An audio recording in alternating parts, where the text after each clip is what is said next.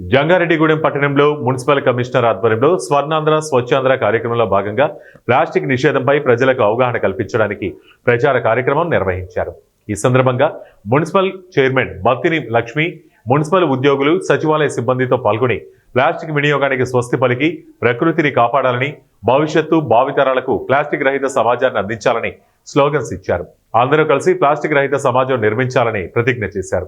Municipal commissioner మాట్లాడుతూ plastic నిషేధించడానికి అందరూ ముందుకు రావాలి, అలాగే నార సంచులను ప్లాస్టిక్ బ్యాగ్స్ బదులుగా వాడాలని తెలియజేశారు.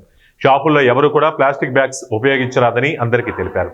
ఈ కార్యక్రమంలో నగర పంచాయతీ కమిషనర్తో పాటు కూటమి నాయకులు, కార్యకర్తలు అధిక సంఖ్యలో పాల్గొని విజయవంతం చేశారు.